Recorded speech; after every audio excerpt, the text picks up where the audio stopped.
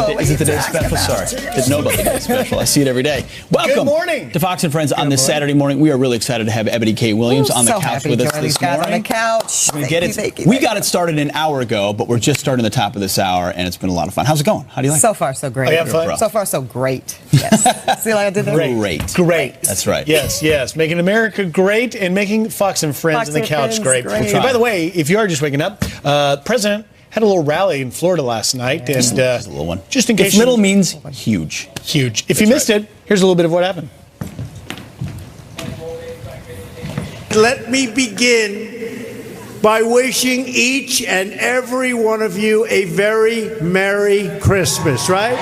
And I can think of no better Christmas present for the American people than giving you a massive tax cut.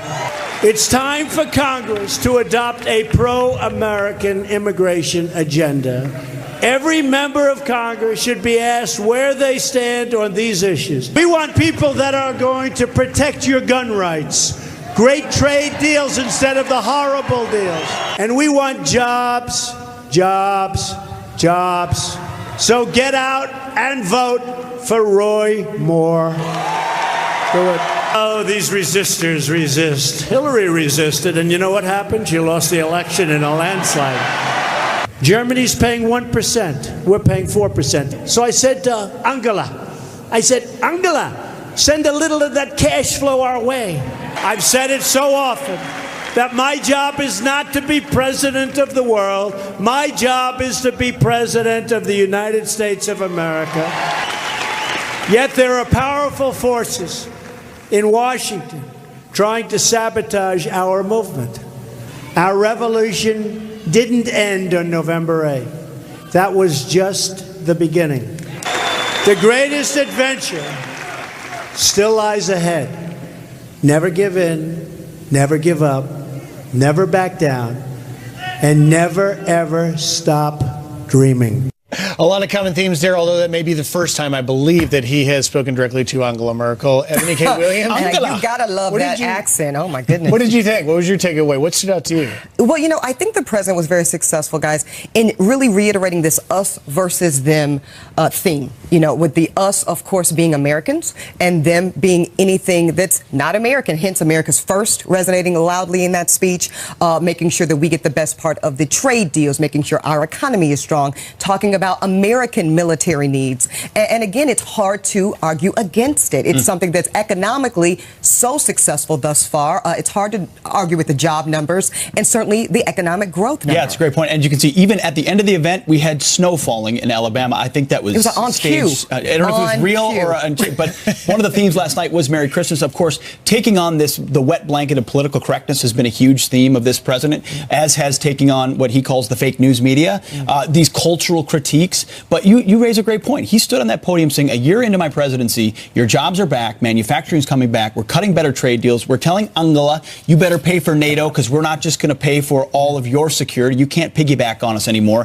He also, sort of what we're going to talk a little bit about is the critique he made about the rigged system. Right. He talked about powerful forces in Washington trying to sabotage our movement. The swamp has been very deep, and he continues to hit that theme. Now, those forces, let's just give a little bit of context because this is a common theme, but we've had several instances. The most recent, CNN, absolutely botching the WikiLeaks Don Jr. story on just getting a date wrong. WikiLeaks released on September 14th the information, the 13th, and the 14th is when he got it, basically a day after it was released. But CNN said it was a full 10 days earlier. A big mistake. And of course, ABC, President Trump mentioned it, Brian Ross, reporting that Flynn was going to testify directly against the president. And every time it was a new smoking gun. But it wasn't just that. There was another story involving subpoenaing Deutsche Bank for President Trump's records. Not the case, turned out. And so you have both the situation with members of Mueller's special counsel team having issues of credibility, as well as the, quote,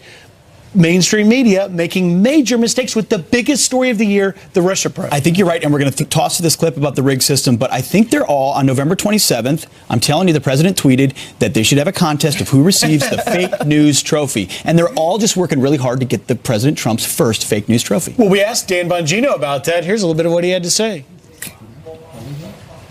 if you were trying to discredit this operation, I mean, seriously, if you had a checklist going like, how do we make the Mueller special counsel investigation completely irrelevant? Hey, I've got an idea. Let's hire A, B, C, D, and E. It's like they did every single one of these steps. I mean, Trump ran on draining the swamp, not fertilizing the swamp. And that's what they did. They brought a bunch of anti-Trump swamp rats in there to investigate Trump. And now they wonder why no one takes it seriously.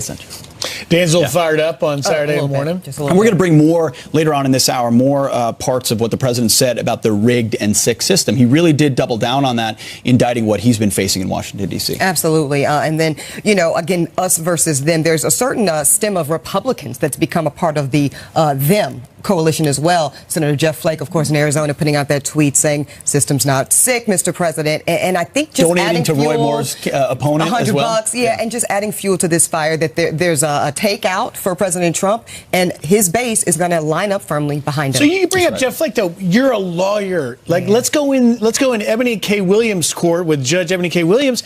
You deal with facts. The fact is CNN got a story wrong recently. The fact is ABC really got a story wrong. The fact is these mistakes keep being made on the biggest story of the year, the Russia probe. So when Jeff Flake says it's not a rigged system and knocks the president for his claim, the facts don't show that. Here's the issue.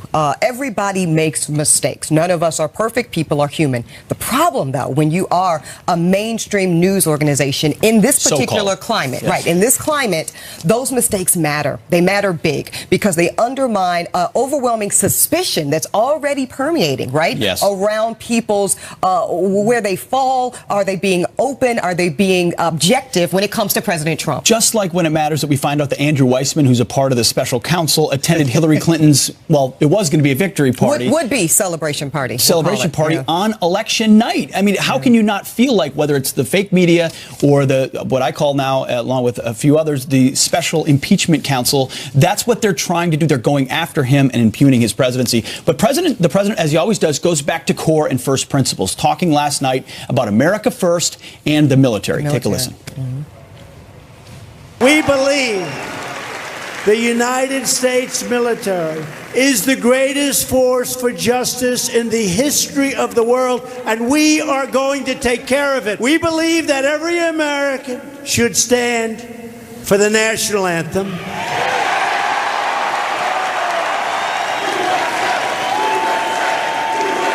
We don't sing a global anthem.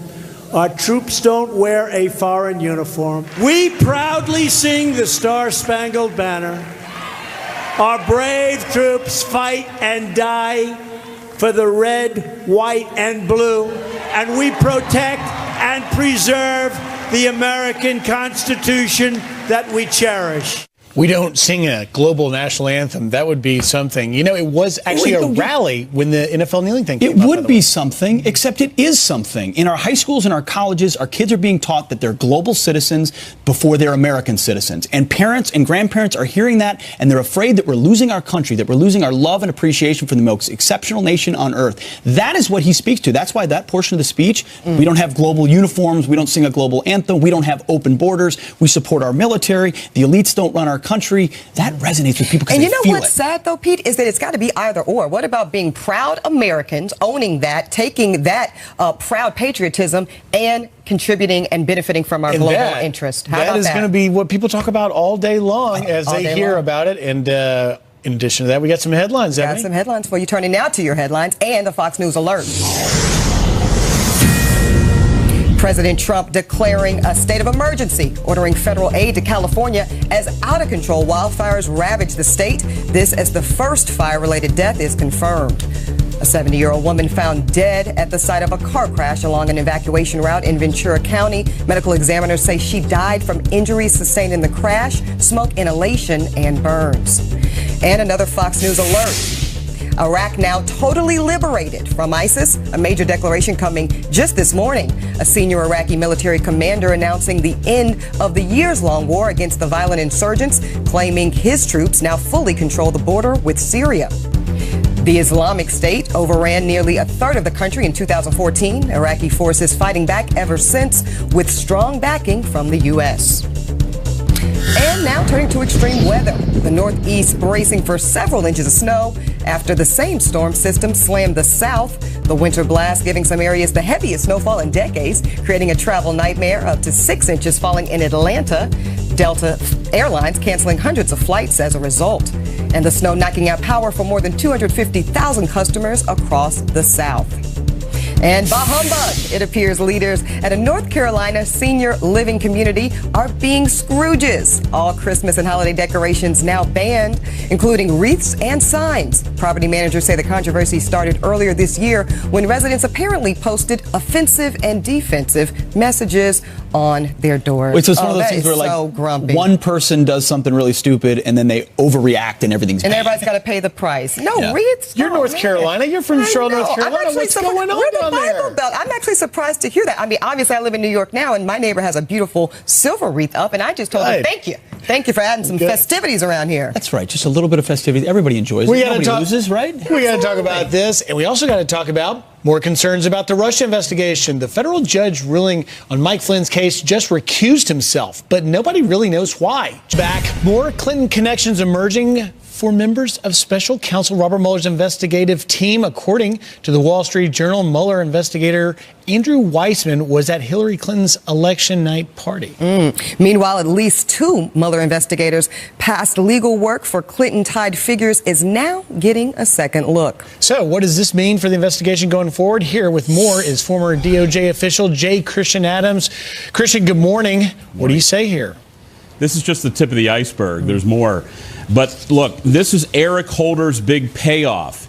Holder institutionalized and normalized political law enforcement at the Justice Department. It's so bad these people don't even think they're doing anything wrong. This is just normal. I mean, one of the people on Mueller's team, Aaron Zelensky, is a Huffington Post blogger. Go read his stuff. This guy is hardcore left-wing. He is the guy prosecuting Michael Flynn on that case. But it's way worse than that. This is a situation where you have these ideological leftists, these Democrats, these swamp creatures running the entire show. From Rod Rosenstein's office down to Mueller's team, they think they're doing everything okay. It's okay to think like they do and still prosecute the president's people. But Christian, let's talk specifically about the news about Andrew Weissman, one of the investigators, going to or planning to go to a Hillary Clinton victory party. Do you have a problem with that? It's not even surprising. Look, when I was at the Justice Department, you had ethical guidelines for lawyers, and lawyers could not insert themselves into jobs where their politics were in question, where there might be bias. And unfortunately, everybody seems to be biased on this investigation. And Rod Rosenstein, who's the Deputy Attorney General, can't seem to get it under control. He needs to pick up the phone, tell Robert Mueller that people like Aaron Zelensky and all of the people you featured need to go, or Rosenstein needs to go, period. But Christian, isn't it true that no matter who's actually in office, this becomes a problem no matter who's actually in control, right? No matter which side of the aisle is leading. So wouldn't it be better? No, that's not true? No, absolutely not. Okay, because tell me why. Because the department from stem to stern during the Holder era was radicalized, normalized partisanship. Okay, but let's go before Obama. Pockets of conservatism there. Christian, let's go before Obama's administration. And you talked about the ethical regulations that were in place at the DOJ during your tenure there. Don't you think it would be a great idea if we got rid of this issue regardless of party? And therefore, if you're in the DOJ and you're acting as an attorney or something like that, you don't have a political stance, you don't make contributions to campaigns, and you don't show up to candidates' celebration parties. Yeah, bingo, you nailed something there. You shouldn't make contributions. Look, I made them when I was there, but I always found it to be odd that it would be okay. There's very few areas at DOJ where you can't make contributions. But here's an even lower standard. How about don't blog at the Huffington Post and then prosecute Mike Flynn? How about that as a basic standard? Hey, don't be a Soros fellow and get hired by Rod Rosenstein to run the Deputy Attorney General's office. But my point is, it doesn't really matter, though, if you're blogging for the Huffington Post or the Washington Examiner. I think the point we could hopefully all agree on is that you shouldn't be taking editorial positions and then acting in an objective role. Do you agree with that? Yeah, you shouldn't be contributing to Hillary and then looking into allegations regarding her opponent's campaign. That's another really low standard that Robert Mueller and Rod Rosenstein should have implemented. I got to jump in here as the non-lawyer in this group, and that is it's still a big deal as well. We didn't really get to it, but the judge that took Mike Flynn's guilty plea recusing himself, that's going to be a big story as well. J. Christian Adams, thank you very much for joining us. With a Fox News alert, President Trump declaring a state of emergency in California as out-of-control wildfires ravage the state. Will Carr's live in Ventura County with what firefighters are up against this morning. Will, good morning. It's a tough story. What have you got out there? Absolutely. Good morning, Griffin, Ebony. We've learned about the first fatality that happened in this community. A woman was racing away down these streets and got in a car crash because the fire just came in so quickly, burning so hot. You can see this car charred, the door knocked off here. This is actually part of this home's garage now twisted around the car. When you walk back up, you can see what's left. This home burned to the ground. Almost 500 structures burned in this fire. To the south in San Diego County, we've learned more than 100 structures have now burned. In the Lilac fire, also a horse training facility burned. In parts of that, more than 24 horses died. Now, the good news is the firefighters got a break in the elements yesterday. Take a look at how they used that to their advantage. Fire crews are trying to take advantage of a lull in the winds. They have numerous helicopters out here, and they're attacking the hillside behind me, filling up with water at a nearby lake. The thought process is if they can knock some of these flames down while the winds are low, they won't be able to push the embers later in the day if the winds pick up down the road and start those other spot fires that have given the firefighters and nearby residents so many problems. And this community really hoping for another good day of weather, but it is a red flag warning both today and tomorrow, and we're supposed to have strong winds, the strongest tomorrow. Griffin, Ebony, back to you. Thank you, Will. Thanks, Will. That's tough, those Santa Ana winds. Oh, my, that footage looks like it's out of a movie. They get it every year. All right, best for them out there. Pete, trust you down there? Guys. Yep. We'll take it from here. Olympic gold medalist skier Lindsey Vonn says she's going to the Winter Olympics, but she won't be there to represent President Trump. Well, I hope to represent the people of the United States, not the president. I don't think there are a lot of people currently in our government that do that. Would you accept an invitation to the White House if you were to win Olympic gold in Pyeongchang? Absolutely not. She's not going to the White House. Well, our next guest has experienced winning gold as the captain of the 1980 U.S. Hockey's Miracle on Ice team. So what does he think about Lindsey Vonn's position? U.S. hockey legend Mike Eruzione on this morning joins us now on Fox and Friends. Sir, good morning. Congratulations again, 37 years later. It was a cultural phenomenon for this country that we will never forget. So when that happened, presumably you were invited to the White House as a part of that. Whether you agreed or disagreed, did you go? And what do you think of Lindsey Vonn's declaration that preemptively she's not going? Well, first of all, we had the honor of going to the White House, and if you remember, at a very difficult time. If it's her choice not to go, that's fine. But, boy, I'll tell you, I treasured my visit.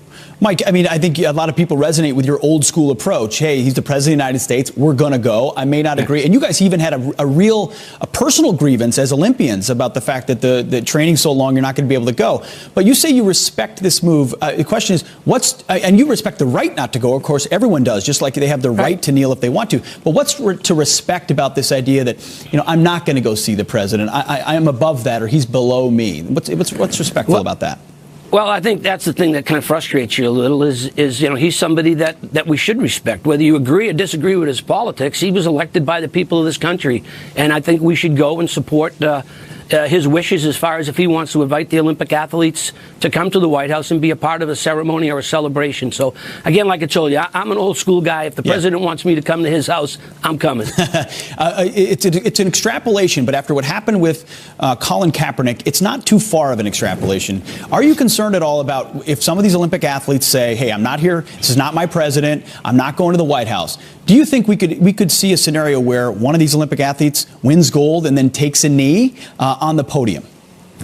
Oh, boy, I would hate to see that. And again, I think you have the right to express your concerns about what's happening in this country, but I think there's a time and a place for that, and I don't believe standing on the Olympic podium after you've received the gold medal to see your flag being risen just a little higher than all the other countries. I would not like to see that. But what's that like? What's that like? I mean, not only to be at the Olympics to serve your country, you beat the Soviets, which is pretty darn awesome. But what does it feel like to represent your country?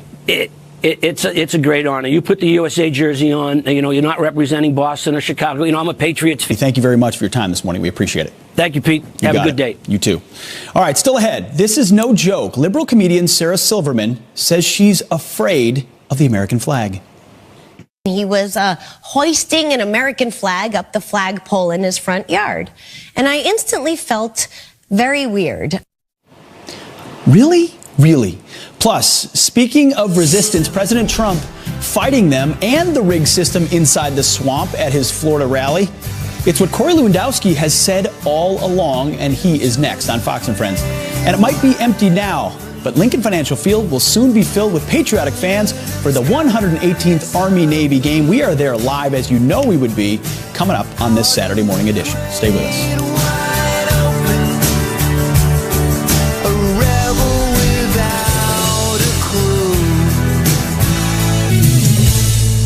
This is a rigged system. This is a sick system from the inside. And, there's no country like our country, but we have a lot of sickness in some of our institutions, and we're working very hard. We've got a lot of them straightened out. President Trump speaking there in Pensacola last night. In case you missed it, a whole lot there, and that is why we're checking in with Corey Lewandowski, Chief Strategist for America First Policies. Corey, I got to know, what do you think? Now, you're the author of your recent book, Let Trump Be Trump, and we know we're going to talk about that, but here, we haven't had a rally since September. What did you make of last night? Well, this is vintage Donald Trump. I love this. This is Donald Trump bypassing the mainstream media. He talked about it last night and going directly to the American people with his message of hope, growth, and opportunity. Look at what he's talked about. The fake news stories that we've seen, the stock market through the roof, unemployment lowest in generations. This is Donald Trump going to the people and reminding them the success that he's had in his first year as the president. Now, Corey, he talked about a sick system, a rigged system full of people out to get him. Who is he referring to the most? Is this Bob Mueller? Is this the FBI? Is this the DOJ? Is this the fake news media? I mean, the totality of what he's faced. Put that into context for us. Well, it's all of it. Look, it's the deep state. It's those holdovers in the government who are still there from the Obama administration. It's the FBI agents. And let me say this, 99.99% of these guys and women are the best in the business. But we find out now that we've got one agent, maybe two, right, who are in charge of the Clinton investigation, changing what the wording should be, not putting Huma Abedin under oath, not putting Cheryl Mills under oath, different sets of rules for different sets of people. Mike Flynn lies to the FBI. He's a felon. Hillary, Cheryl, and Huma lie, it's okay, don't worry about it. That is the problem, and those are the people that are trying to take down this president. Corey, let me ask you this. So the resistance we know is Hillary Clinton and her followers, I suppose. I feel like this is essentially what her campaign was, right? It was a campaign, a presidential election touted on resistance, obviously an epic failure from a campaign. If you're someone who doesn't agree with the president's policies, what would be your suggestion as to what they could do that's going to be effective? Because obviously resistance isn't working. Look, I think they should keep electing people like Chuck Schumer and Nancy Pelosi because they've done such a bang-up job. I think they should make sure that Al Franken stays in the U.S. Senate to continue to grope women, right? This is what they should do because the Democratic Party is so lost for ideas. They are a party now that is bifurcated on the far west coast and the far east coast of the country. They've lost all of middle America because they have no ideas. And all they want to do is stop the American economy from growing. Corey, you mentioned the fake news media. Let me just quickly say that now we have multiple instances, CNN on the WikiLeaks, you have ABC on the Mike Flynn story and some other things involving Deutsche Bank subpoenaing the Trump family. Wrong. So why does this matter now? Why was last night more significant? And do you believe that it's going to continue to be a theme the president's going to hit? Well, this is very important because when you look at the election results and you looked at post-election, 97% of the respondents to a media research survey said they didn't allow the media's bias to influence their voting habit because the media has lost all of their credibility by and large. Whether it's CNN or it's a reporter at ABC or it's the false story about a subpoena at Deutsche Bank, you know, what happens is these outlets want to make the news and not report the news. And they're so quick to make bad news that they have to go and apologize. It has taken them so long, and the only thing they understand is the backlash by the American people who said it's time to get it right or have accountability. Corey, trying to get a pulse of the people here. The president put out a tweet about 10 days ago saying that we should have a contest for the fake news trophy.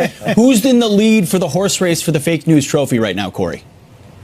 Well, it's a tough one, but look, if you look at ABC News, look, they should have fired this guy, obviously. He single-handedly had the stock market drop 350 points because of a false news story. So right now, I think if we go week to week, they may be the biggest losers of the week. Maybe it's a new TV show. To that point about biggest losers, when some of these outlets get this so wrong, don't you think it really helps the president and his arguments about the fake news narrative that's out to get him? Well, it does help the president, but doesn't help America is the problem, right? It helps the president because it shows how right he is and how wrong the media is. But they have an obligation to get the story straight. That's their obligation as journalists and as reporters and to the American people, because it's not fair to the American people to have to hear directly from our president that the news is wrong again. The news should have accountability, and suspending a guy for 4 weeks over Christmas isn't really much of a consolation prize. Corey, we've got another story about James Comey. We'll have to get you another time. He's cryptically tweeting. Why is James Comey cryptically tweeting at this president right now?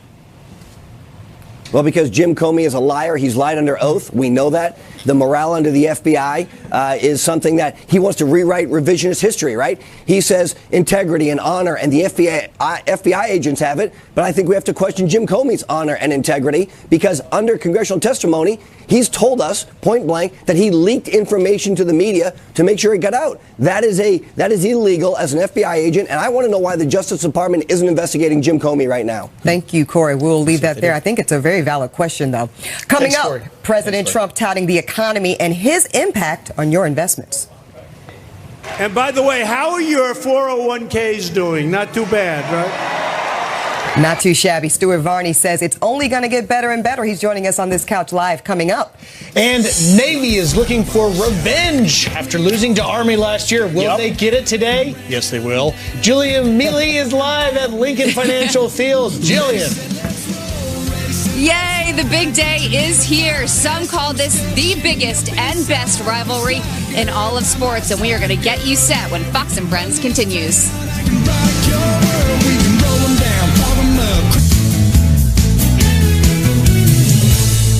Welcome back to Fox and Friends on this Saturday. Some quick headlines for you. Democrats are considering new rules for superdelegates to maybe unrig it after Bernie Sanders supporters accused the system of being rigged in 2016. The new proposal would limit the ability of heavy favorites like Hillary Clinton to accumulate early endorsements and claim a wide delegate lead before voters actually cast their ballots. Superdelegates and party leaders and elected officials who get a say, they're elected officials who get a say in the nomination, and went heavily for Hillary in 2016. And liberal comedian Sarah Silverman's new show is called I Love You, America, but she now says she's afraid of the flag of the country she says she loves. He was hoisting an American flag up the flagpole in his front yard, and I instantly felt very weird. It didn't make sense, but I felt this feeling of like, I felt scared. Yeah, I felt scared. Silverman using those comments in the opening monologue of her most recent episode on Hulu. The week's theme is nationalism, so now the American flag induces fears. It's called America's Game, and for good reason. In just a few hours, the U.S. Military Academy will take on the U.S. Naval Academy in the 118th Army Navy game. Fox and Friends first co-host Jillian Mealy is live from Lincoln Financial Field in Philly. Jillian, it is certainly beautiful out there. How you feeling? You know what? I'm feeling okay. I've got some hand warmers. I got some foot warmers. We are covered up right now, anticipating some snow later today, guys. We'll get to that in a second. But yeah, as you said, the 118th Army-Navy game, 87th time it's being played here in Philadelphia. I'm from this area. I grew up about 20 minutes outside the city. And I have to tell you, one of my favorite things about this weekend has always been leading up to the game. The days leading up to the game, when you see people walking around town, thousands of people walking the city streets in uniform. It's just a really cool sight, a magical sight to see. Now, I also want to mention, Navy had a 14-year win streak going on. Army broke that last year. So while Navy won't admit it, let's just say they're out for revenge.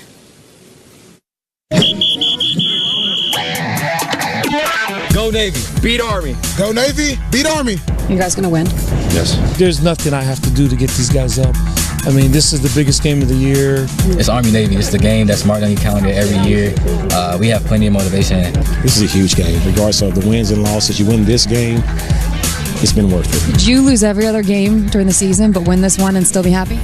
I don't like to say that, but yeah. You had a 14-year winning streak. It was broken last year. How does it feel to try to get redemption this year?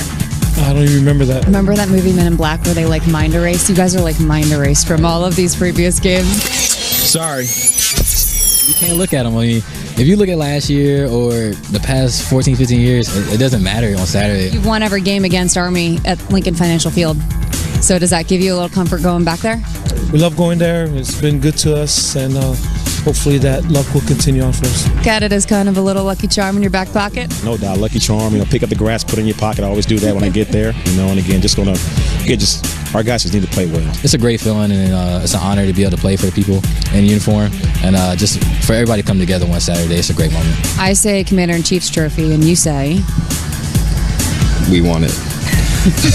How important is it for you guys to get this win, to get the trophy? It's huge. It's everything.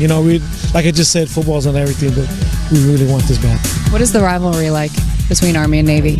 Army-Navy, you're going to have a very hard-fought, tough battle. And at the end of the day, we respect each other. We're on the same team at the end of the day. But when we're on the field, we're enemies for that 3 hours. We're brothers in arms off the field, but it's the only thing we can hold over their head. So, and obviously we have like other sports, basketball, baseball, but this Army-Navy game is the pinnacle of service academy competition. My last Army-Navy game is like the best way to go out, especially with the win. This weekend, we'll bring it.